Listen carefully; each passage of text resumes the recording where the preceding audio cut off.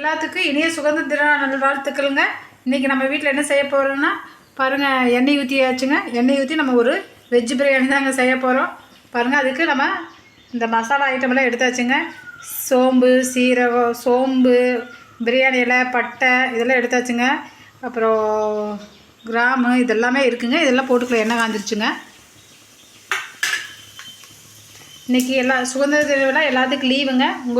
எங்கள் வீட்டில் இன்றைக்கி வெஜ் பிரியாணி தாங்க ஸ்பெஷலு. உங்கள் வீட்டில் என்னென்னு மறக்காமல் சொல்லுங்கள். இப்போ பாருங்கள், எண்ணெய் காஞ்சிருச்சுங்க.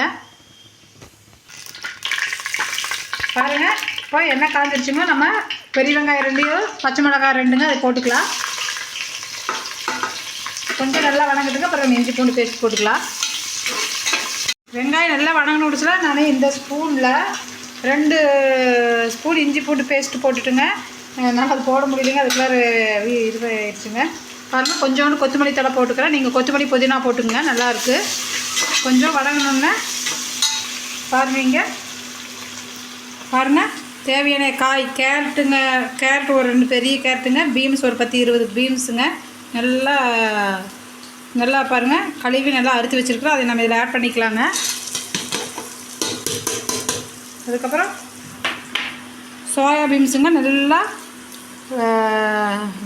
தண்ணியில் வேக வச்சு 2-3 டைம் நல்லா கழுவி நல்லா புழிஞ்சு போட்டுங்க. அப்போ தான் நல்லா இருக்குது. அதையுமே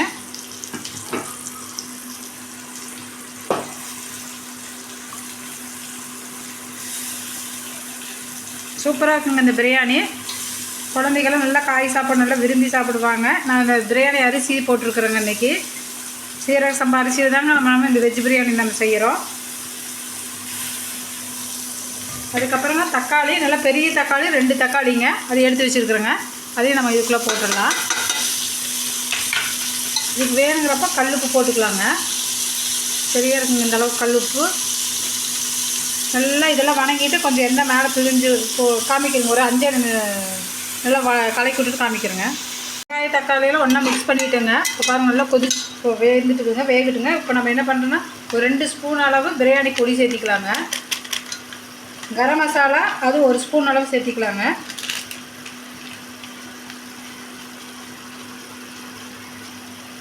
கொஞ்சோண்டு மிளகாத்தூள் போட்டுக்கலாங்க. அப்போ தான் கொஞ்சம் காரம் பிடிக்கும்.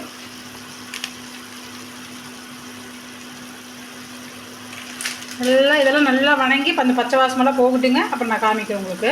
பாருங்கள், இந்த நம்ம போட்ட இதெல்லாம் நல்லா சூப்பராக பாருங்கள் எப்படி கிரேவியாக வந்துச்சுன்னு. தக்காளியெல்லாம் நல்லா மசிச்சுட்ருங்க. அப்போ தான் நல்லாயிருக்கும். பாருங்கள், இப்போ என்ன பண்ணிக்கலான்னா நம்ம சீரக சம்பா அரிசியை போட்டுக்கலாங்க. 2 டம்ளர் நான் எடுத்து வச்சுருக்கிறேன். போட்டு அந்த அரிசியை ஒரு வணக்கி விட்டுடலாங்க. இப்படி போட்டிங்கன்னா உங்களுக்கு சாப்பாடு உதிரியாக இருக்குங்க.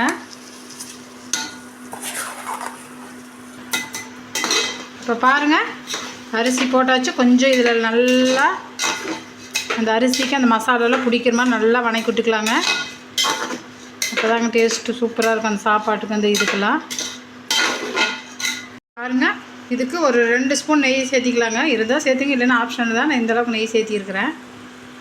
கொஞ்சோண்டு சால்ட் உப்பு பத்தாதுங்க, லைட்டாக உப்பு போட்டுக்கலாங்க. இந்த சாப்பாடு பிடிக்கிற அளவுக்கு நல்லா வணங்கிட்டு நம்ம தண்ணி ஊற்றி க்ளோஸ் பண்ணுறதாங்க. நல்லா வணங்கிட்டு நான் தண்ணி ஊற்றில காமிக்கலாம். பாருங்கள், நல்லா வணங்கிருச்சு. நான் 1 டம்ளர் அரிசிக்கு 2 டம்ளர் தண்ணி எடுத்துருக்குறேங்க. நீங்கள் அந்த மாதிரி எந்த டம்ளரில் அரிசி எடுக்கிறீங்களோ அதே டம்ளரில் எடுத்துக்கோங்க. அப்போ தான் நல்லாயிருக்கு. இதுக்கு நான் புதினா கொத்தமல்லி தழை போட்டுங்க. என்கிட்ட கொத்தமல்லி தழை மட்டும் தான் இருந்துச்சுங்க. கொஞ்சோண்டு நெய் மட்டும் ஊற்றிக்கலாங்க.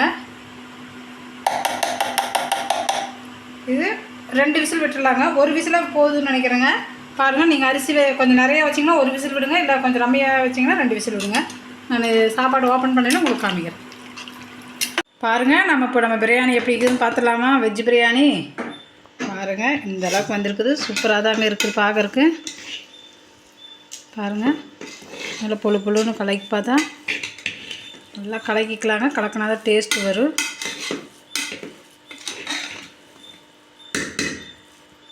பார்க்குறக்கு சூப்பராக இருக்குங்க பிரியாணி.